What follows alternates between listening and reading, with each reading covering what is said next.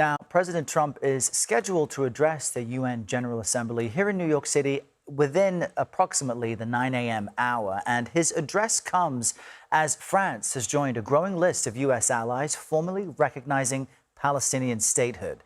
And this is despite opposition from Israel and the U.S. CBS News foreign correspondent Ramy Inocencio is watching all of this from London for us this morning. Hey there, Ramy. So what is the latest on Palestinian statehood?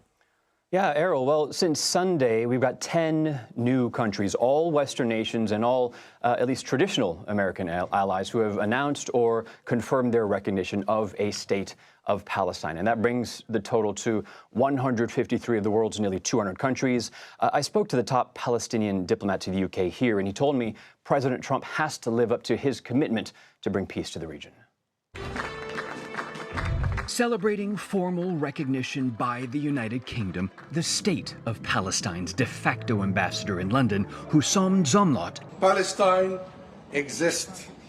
It has always existed, and it always will. Said recognition by a slew of Western nations this week is a call to action against historic injustice. It means accountability for all war criminals. It means arms embargo. It means sanctions on every entity that commits such atrocities, and here I refer to Israel.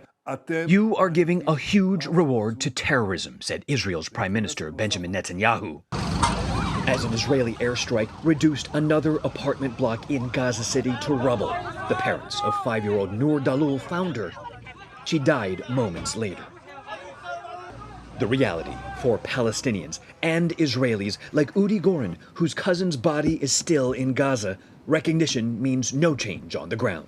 Recognizing a Palestinian state will not bring back a single hostage, nor will it save a single Palestinian baby. Instead of recognizing Palestine, instead of just saying words which mean nothing, need to take action. We hope the U.S. will join this international momentum and under a Trump White House, and will be part of this real international quest for an end to the genocide. Under a Trump White House? Whether the president or the Trump administration or any administration, the long-standing U.S. policy is a two-state solution on the 1967 borders. The U.S. must be part of the solution, not part of the problem. Those against. Last week, the U.S. vetoed a Gaza ceasefire resolution, the sixth criticizing it for not condemning Hamas.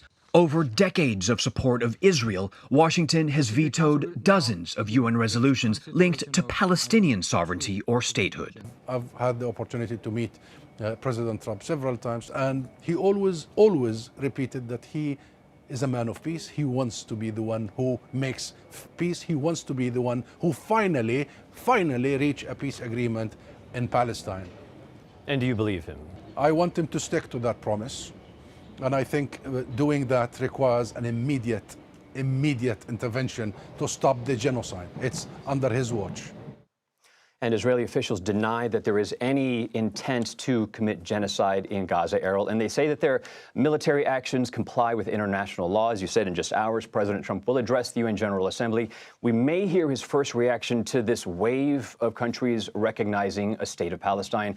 He's expected to present a plan for ending the war in Gaza and its governance of the so-called day after. And I'll be back here with you for that. All right, Ramy, see you again soon. Thank you.